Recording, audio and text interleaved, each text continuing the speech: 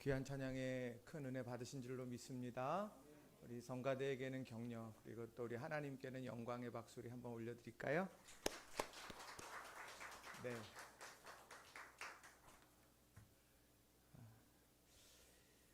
오래전에 예수님의 사람이라고 하는 제자 훈련을 이제 했던 적이 있습니다. 그 제자 훈련을 성도들과 함께 하면서 참 많은 유익들이 있었는데, 그 교재를 따라서 이렇게 훈련을 해 가다가 마음에 깊은 인상을 받았던 이제 그런 부분들이 있습니다. 뭐 여러 감흥들이 있지만 제목에서 큰 은혜를 경험했던 적이 있어요. 왜 무엇이냐면 믿음에 관하여 아는 것과 믿음으로 사는 것은 다르다는 것이었습니다. 내가 믿음으로 산다, 그거는 믿음에 대해서 아는 것과는 다른 거다. 사랑으로 사는 삶, 사랑에 대해서 아는 것과 사랑으로 사는 것은 다르다. 이제 그런 내용의 여러 제목들이 연이어서 이렇게 쭉 이제 소개가 됐습니다. 믿음으로 산다는 게 뭘까? 보이지 않는 믿음입니다. 그런데 삶에서 그 믿음이 나를 통해서 작동해 가는 것이죠. 또 우리들이 사랑이라는 것 보여지지 않습니다만 그것이 내 삶의 어떤 결정이나 어떤 행동이 바로 그런 사랑이 작동해서 이루어지는 일들. 오늘 우리 믿음의 사람들은 믿음에 대한 지식에 관심하고 있느냐, 아니면 믿음으로 살아가고 있는데 관심하고 있느냐라고 하는 이런 질문을 계속해서 던지고 그것에 대해서 응답했던 그런 경험이 있습니다. 그래 놓고 보니 많은 제자 훈련을 해갈 때 삶이라고 하는 것을 끊임없이 강조를 많이 하게 됩니다. 왜냐, 우리의 믿음은 우리 삶의 자리에서 꽃피워야 되는 것이기 때문이라는 거죠. 그런 의미에서 오늘 말씀은 우리들에게 참 남다른 의미를 전해줍니다. 오늘 본문 속에는 어떠냐, 하나님의 말씀, 천국의 복음에 대해서 많은 것을 들었습니다. 그 들은 제자들이 큰 광풍이라고 하는 그 위기의 순간에 과연 그 들은 말씀, 깨달은 말씀, 그리고 알고 고백하는 말씀이 과연 어떻게 작동해 가고 있느냐라고 하는 것을 우리들에게 보여주고 있다는 겁니다. 물론 예수님께서 제자들을 찾아오셔서 광풍 속에서, 풍랑 속에서 건져주신 기적의 이야기 맞습니다. 그런데 그 기적의 이야기 너머에 바로 제자들을 향하여서 믿음으로 살아가고 있느냐라고 하는 것을 질문하는 그런 중요한 말씀이라고 하는 겁니다. 왜 그럴까? 사실 오늘 말씀을 보면 제자들이 얼마나 이 큰 광풍 때문에 힘겨운 순간을 지났습니까? 고물에서 잠자고 계시던 주님을 찾아서 주님, 우리를 왜 돌아보지 않습니까? 라고 이야기를 하고, 그리고 주님께서 일어나셔서 풍랑을 잠재웠는데, 중요한 건 풍랑을 잠재운 다음에 예수님께서 제자들을 향해서 이렇게 말씀하시더라는 겁니다. 40절 말씀을 보면 이렇게 기록을 합니다. 이에 제자들에게 이르시되 어찌하여 이렇게 무서워하느냐, 너희가 어찌 믿음이 없느냐 하시니. 큰 광풍을 이겨내려고 애썼던 제자들, 한계의 상황에서 예수님을 깨우면서 간청했던 제자들, 그런데 그 제자들을 향하여 예수님께서는 책망하시더라는 겁니다. 서운할 수 있겠죠. 주님, 이만만 해도 대견한 거 아닙니까? 그럴 수 있는데 오늘 예수님께서는 책망하시는데, 저는 그 책망 속에 담겨진 예수님의 기대에 대해서 관심하게 됩니다. 왜 책망했을까? 너희가 어찌 믿음이 없느냐? 믿음으로 너희가 이 큰 광풍 속에서 헤쳐나오기를, 이 큰 믿음으로 이 반응하면서 너희들이 살아가기를 예수님께서 기대하셨던 것이 아닐까, 이런 생각을 해보게 돼요. 그래서 저는 오늘 이 본문 속에서 우리에게 주시는 교훈의 메시지를 여러분들과 함께 두 가지 함께 전하고 또 함께 은혜를 나누기를 원합니다. 첫 번째로는요, 외적인 광풍이 믿음을 덮어버리지 않게 해야 한다는 것입니다. 한번 따라해 보겠습니다. 외적인 광풍이 믿음을 덮어버리지 않게 해야 합니다. 외적인 광풍은 뭡니까? 우리 삶의 상황이죠. 삶의 상황에 여러 가지 불어닥치는 광풍들이 우리 믿음까지 앗아가도록 우리가 그것을 방임해서는 안 된다라고 하는 것입니다. 제자들은 예수님의 말씀을 누구보다도 많이 들었습니다. 예수님께서 이곳저곳 가버나움에 계시다가 갈릴리로 가시다가 예루살렘으로 가시다가 이렇게 움직여 갈 때 다른 무리들은 어땠는지 모르겠어요. 끝까지 처음부터 끝까지 간 사람도 있었겠지만 대부분은 그 지역에 있는 사람들이 쫓아오게 된 것이지요. 그런데 제자들은 예수님과 함께 하면서 말씀을 들었고 또 특별 과외를 통해서 그 의미들에 대해서 자세히 풀어주시는 기회도 종종 갖게 되었다는 겁니다. 그런데 오늘 그 말씀을 듣고 또 깨달았는데 그것이 여실히 무너지는 순간, 그것이 오늘 본문 37절에 이렇게 기록을 합니다. 큰 광풍이 일어나며 물결이 배에 부딪혀 들어와 배에 가득하게 되었더라. 큰 광풍이 자신이 지금 몸담고 있는, 의지하고 있는 이 배에 들어오게 됩니다. 부딪히게 돼요. 이리저리 흔들리게 됩니다. 오랫동안 갈릴리 바다에서 자신들의 삶을 살아왔던 어부 출신 제자들조차도 두려움 속에 휩싸이게 되었습니다. 그랬더니 그 두려움이 어디를 향해 가고 있는가 보세요. 주님을 원망하면서 깨우게 됩니다. 눈으로 보고 머리로 인식하는 상황, 그것이 위기지요. 파도가 배에 부딪히는 소리, 바람이 부는 소리, 이것에 마음이 온전히 혼미해져 버리게 된다는 거예요. 주님을 깨웠다고 하는 것이 문제가 아닙니다. 오늘 그 깨운 주님을 향하여서 그들이 왜 우리를 돌아보지 않습니까? 주님의 무관심하신 것 아닙니까? 라고 말하는 그들의 믿음의 모습을 이야기하는 거예요. 만일 우리가 이런 큰 광풍을 마주하게 된다면 우리는 어떤 모습일까 생각해 봅니다. 제자들의 모습과 별반 다르지 않을 거예요. 38절에도 보면 예수께서 고물에서 베개를 베고 주무시더니 제자들이 깨우며 이르되 선생님이여 우리가 죽게 된 것을 돌보지 아니하시나이까 하니. 우리가 지금 죽게 될 상황인데 주님 잠이 오십니까? 지금 상황이 이렇게 흘러가고 있는데 주님 정말 나를 사랑하시는 겁니까? 라고 그렇게 생각하면서 나 이제 주님 믿지 않아요. 나 이제 주님과 함께 하지 않습니다. 그렇게 원망 섞인 그런 모습으로 등 돌리지 않겠느냐라고 하는 거예요. 왜요? 그 상황이 닥치면 어떤 반응 어떻게 될지 우린 아무도 알지 못합니다. 다만 중요한 것은 그런 상황 속에서 과연 우리는 어떤 믿음의 반응을 할 것이냐, 그것에 관심을 가져야 한다는 거예요. 주님께서는 일단 일어나셔서 그들에게 두려움을 엄습하게 하는 모든 문제들을 다 먼저 해결을 하셨죠. 그리고 난 다음에 너희가 어찌 믿음이 없느냐라고 이렇게 질타하시면서 말씀하시는데 왜 이런 상황에 예수님은 믿음을 이야기하실까? 큰 광풍을 잠재웠으면, 그래서 이제는 그 풍랑이 배로 들어오지 않는 상황이 됐다고 하면 거기에서 우리가 모든 것이 끝났다 그럴 법한데, 예수님은 그 문제를 해결한 다음에 그 다음에 제자들을 향하여서 말합니다.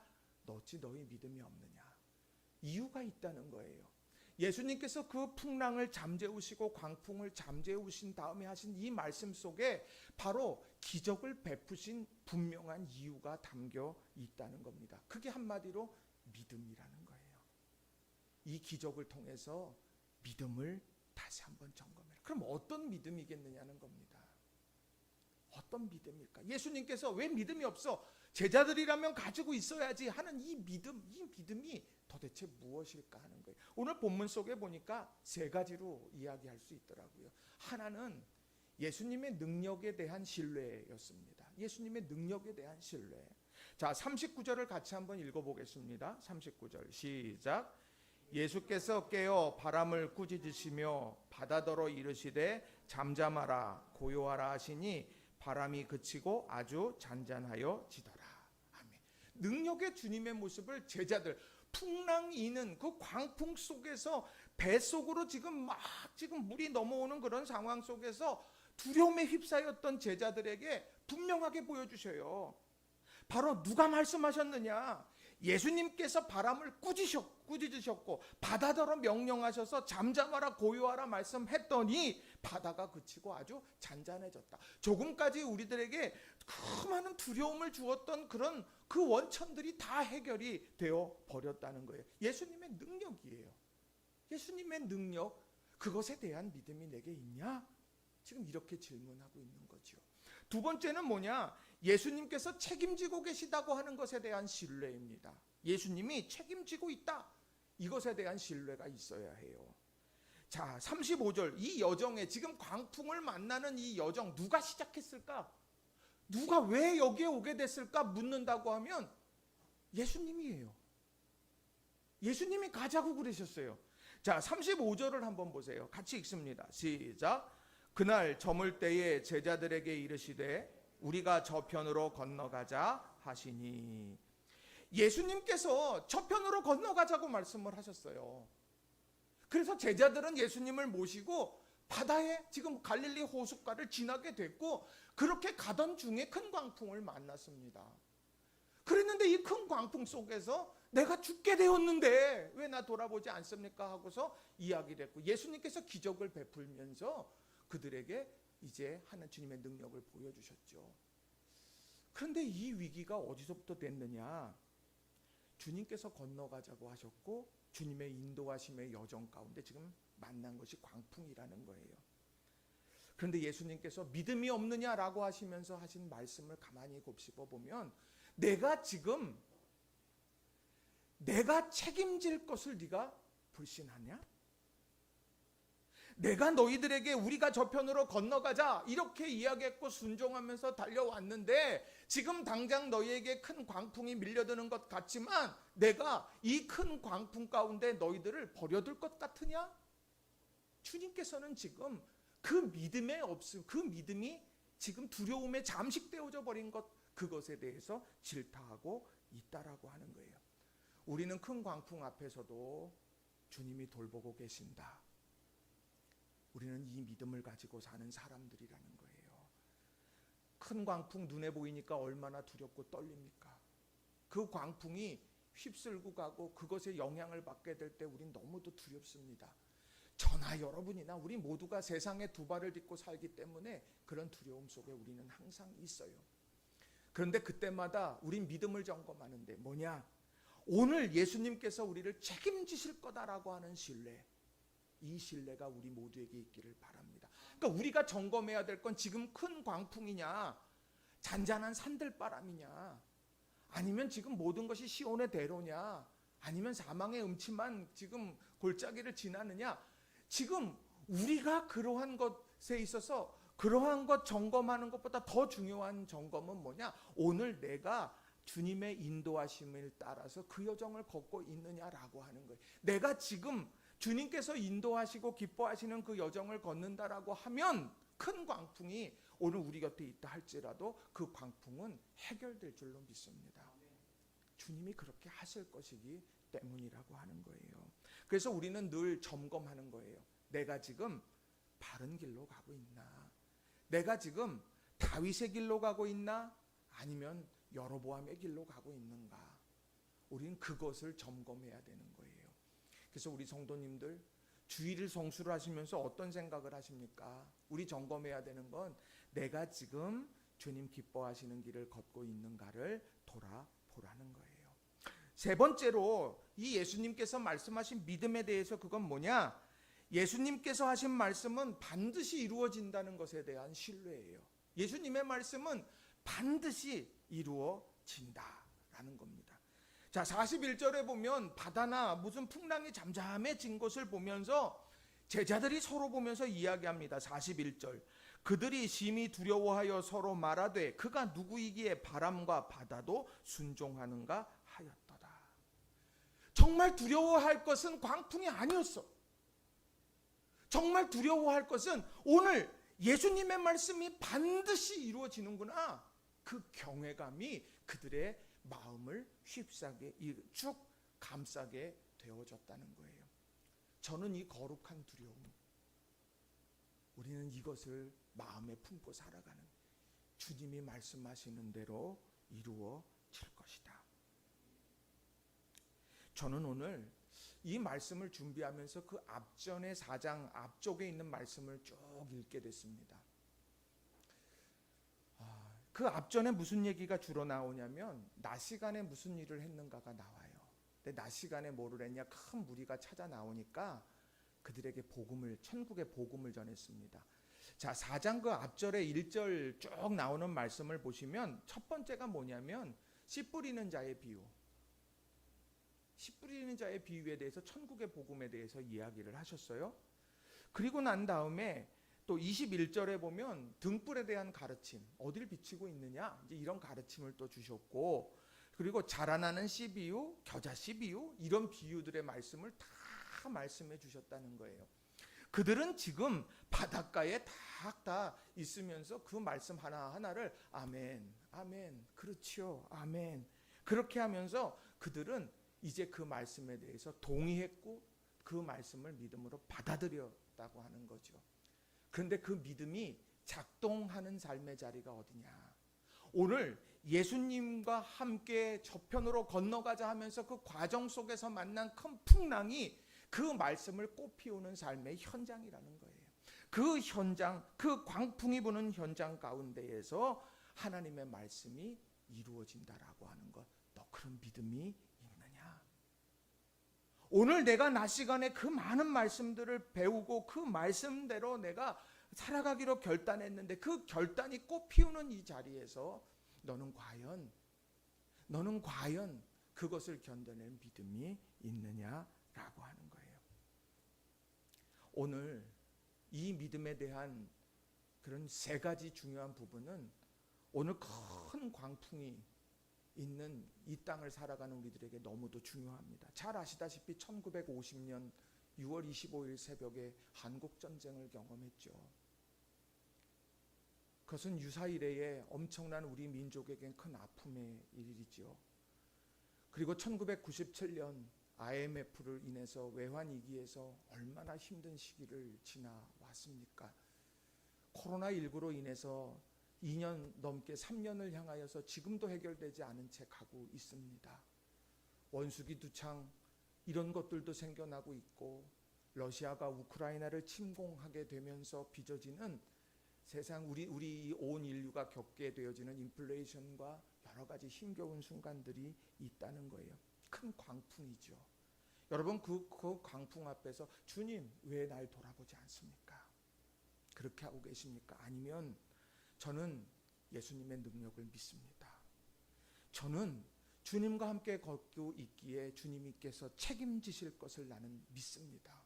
나는 주님께서 하신 말씀이 반드시 이루어질 것이라고 나는 믿습니다. 지금 광풍이 불어닥쳐도, 지금 큰 물결이 내 배에 오는 것 같아도, 여러분 믿음의 이 선포함을 가지고 정말 한 걸음씩 한 걸음씩 우리 길을 걸어가는 저와 여러분이 다 되시기를 주님의 이름으로 간절히 축원합니다.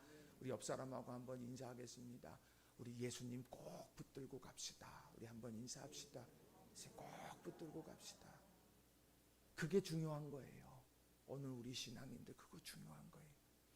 두 번째로는요, 상황에 머문 시선을 하나님께로 전환해야 한다는 겁니다. 한번 따라해 보겠습니다. 상황에 머문 시선을 하나님께로 전환해야 합니다. 여러분 이게 굉장히 중요합니다. 우리는요 보는 대로 판단하게 돼요. 우리가 객관적일 것 같죠? 아니요. 우리가 보는 대로 해요. 잘 굽은 것을 보면 굳게 생각하게 됩니다. 그거는 아주 자연스러운 거예요. 그런데 우리가 그 무엇을 보고 있냐? 상황을 보느냐? 하나님을 보느냐? 이건 굉장히 중요한 문제예요. 우리가 어떤 상황을 마주하게 되면요, 그 감각이 우리의 믿음을 삼켜버리게 될 때가 있습니다. 사랑에 빠지면 콩깍지가 씌워져서 그 상대방의 허물 하나도 안 보이지요. 언제 보여집니까? 결혼하고 허니문이 지나고 나면 하나씩 둘씩 보여지게 되는 거예요. 그렇게 자상한 사람이 어느 순간에 보니까 살아보니까 우유부단한 거예요. 예를 들면 너무도 꼼꼼하고 자상한데 살아보니까 잔소리꾼이에요. 예를 들면 그렇게 하나하나 다 보여지게 되는 거예요. 오늘 제자들도요, 큰 광풍, 큰 물결, 배로 물이 차 들어오는 상황, 그 상황이 그들이 가졌던 믿음, 불과 얼마 전에 경험했던 그 수많은 비유의 말씀들, 그걸 다 앗아가 버렸어요. 그것을 전부 다 앗아가 버리게 되면서 두려움이 밀려들게 됐다는 거죠. 그들은요, 주님보다 지금 막 밀려드는 여러 이 상황, 큰 광풍이 밀어닥치는 이 상황 때문에 거기서 사투를 벌이다가 마지막에서야 주님을 발견하게 됐다라고 하는 거예요. 여러분은 위기 상황 속에서 하나님을 보십니까? 상황을 보십니까? 상황이 얼마나 크게 다가오는지 몰라요. 상황이 정말 내 마음을 다 휩싸여 가도록, 다 내 믿음을 다 덮어버리고 잠식해버리도록 그렇게 나의 삶에 영향을 미쳐요. 그런데 우리 믿음의 선진들은 어떠했습니까? 위기의 순간에 하나님 앞에 기도했죠. 어려운 과정 속에 하나님 앞에 기도하면서 예배단을 쌓으면서 하나님께 집중했다라는 거예요. 제가 과거에 감신대 이덕주 교수님 어머님 얘기를 여러분들에게 했던 기억 나시는지 모르겠습니다. 그때 이 이덕주 교수님이 지금 은퇴하셨지만 이덕주 교수님이 운동화가 그렇게 사고 싶은데 운동화가 없었어요. 그래서 막 이제 어머니를 졸라서 이야기하는데 어머니는 도무지 그것을 사줄 수 있는 형편이 안 됐습니다. 그래서 그 교수님 손, 어린 이덕주 교수님의 손을 잡고서는 교회로 가서 교회의 마룻바닥에 또 엎어져서 간절히 기도했다는 거예요. 그 기도가 뭐냐? 하나님, 우리 덕주가 운동화가 필요한데 운동화를 내가 할 수 있는 방법이 없어요. 주님, 주님의 자녀 덕주가 지금 간절히 기도해요. 이 기도 들어주세요. 나중에 그렇게 한 이유를 설명하시는데 다른 데 있던 게 아니라 인생에서 만나는 수많은 결핍과 어려움 순간에 하나님을 보게 하는 신앙의 훈련을 어머니가 시키셨던 거예요. 그러한 그것이 그 교수님이 말씀을 전하시는 곳마다 또 가르치는 학생들에게 이 이야기들을 많이 하시더라는 거죠. 오늘 이 고백도 신내교회에서 부흥회를 했을 때에 간증했던 내용입니다. 얼마나 이 얘기를 저는 전해 들었지만 이 얘기를 들으면서 마음에 얼마나 감동이 있었는지 몰라요. 상황에 머문 시선을 하나님께로 바꾸어 갔다는 거죠. 여러분이 받은 주보에 보면 주보에 말씀 묵상이라 그래서 거기에 그 열매 맺는 교회 이재식 목사님의 글을 실어 드렸습니다. 이해할 수 없는 요구가 있습니다. 오늘 우리가 하는 이 본문의 말씀과 굉장히 중요하고 연관되어지는 말씀이에요. 이재식 목사님이 늘 이제 페이스북에다가 이런 여러 가지 이제 마음에 인사이트 있는 말씀들을 많이 올리는데 제가 참 좋아해요. 근데 이 말씀이 오늘 제게 굉장히 은혜가 돼요. 제가 한번 좀 읽어드릴게요. 이해할 수 없는 요구가 있습니다. 사람이라면 요구할 수 없는 일이 있습니다. 빈대도 얼굴이 있다고 최소한 양심이 있다면 할 수 없는 일이 있습니다. 그런데 이해할 수 없는 것을 요구해야 할 때가 있습니다. 요구하는 사람도 힘들고 요구받는 사람도 힘이 듭니다. 엘리야는 흉년으로 먹고 살기 힘들 때 사렙다 과부에게 먹을 것을 요구합니다. 사렙다 과부에게는 밀 한 움큼과 기름 조금밖에 없었습니다.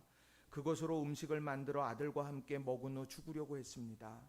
사렙다 과부에게 먹을 것을 요구해야 하는 엘리야와 엘리야의 요구를 들어야 하는 사렙다 과부 모두 이해하기 힘든 상황입니다.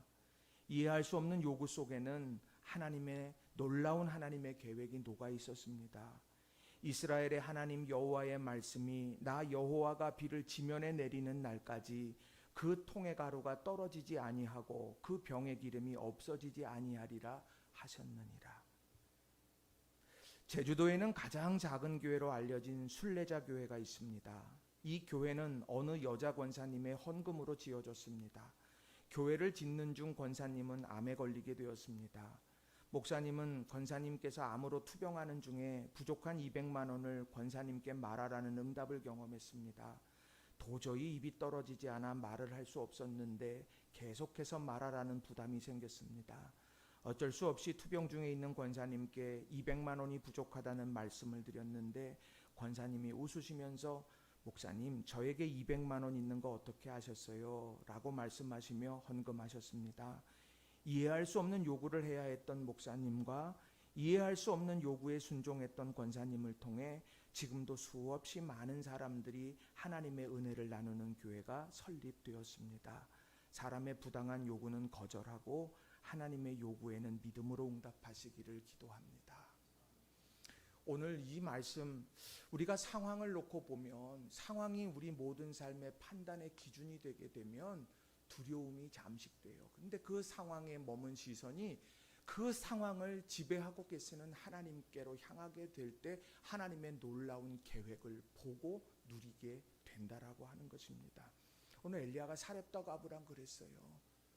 아니, 저 사람한테 내가 무얼 밥을 달라고 이야기를 하겠습니까? 근데 하나님이 하라고 말씀하시는 거예요. 그리고 이 사렙다 가브도 나 이거 먹고 죽을 건데, 나 이제 죽을 건데 내가 누굴 대접한단 말이야. 그런데 그러한 순종과 순종이 마주하게 되어질 때에 하나님께서의 돌보시는 채움의 역사를 경험하게 됐다는 거예요. 다시 말하면 우리는 상황에 몰입되면 안 된다는 거예요. 상황의 해석에 완전히 몰입되어져서 상황에 대한 분석에만 머물러 있어서는 안 된다는 겁니다. 그 안에서 하나님이 어떻게 역사하실까? 큰 광풍 중에서 그 광풍을 통해서 하나님이 과연 어떻게 우리를 끌어가실까? 이것을 점검해야 한다는 거예요. 성경에 그런 얘기들로 가득 차 있죠. 출애굽기 14장 13절 14절에 보면 이렇게 말씀해요. 모세가 백성에게 이르되 너희는 두려워하지 말고 가만히 서서 여호와께서 오늘 너희를 위하여 행하시는 구원을 보라. 너희가 오늘 본 애굽 사람을 영원히 다시 보지 못하리라. 여호와께서 너희를 위하여 싸우시리니 너희는 가만히 있을지어다. 오늘 이 얘기는 다른 게 아니에요. 앞에는 홍해가 가로막고 있고 뒤에는 애굽의 병사가 쫓아와요. 이제 우리는 시간이 지나면 죽을 거예요.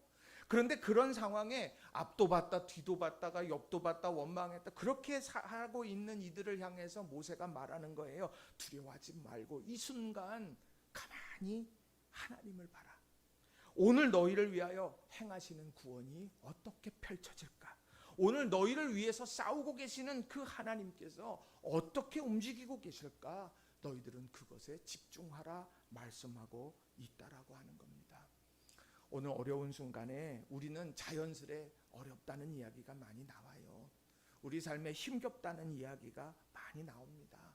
저도 기도할 때 성도들이 겪는 어려움들 이런 것들을 마음에 새기면서 이 어려운 시대 그렇게 기도합니다. 그렇게 표현하면서 그러나 그 어려운 시기 고백 그 너머에 이 어려움의 모든 문제를 우리 하나님께서 싸우시고 이겨나가실 거다. 우리를 위해 싸우시는 하나님이 계시고 오늘도 하나님이 행하시는 구원이 있고 오늘도 풍랑이는 바다에서 왜 두려워하고 있느냐 말씀하시면서 잠잠하게 하실 그 주님이 우리에게 있다. 우린 그분께 집중하면서 살아가면 된다. 이 사실을 다시 한번 마음에 새기는 저와 여러분이 다 되시기를 주님의 이름으로 간절히 축원합니다. 우리 시선이 어디를 향해 있는가? 이번 한 주간 여러분 우리가 다시 한번 돌아봤으면 좋겠어요.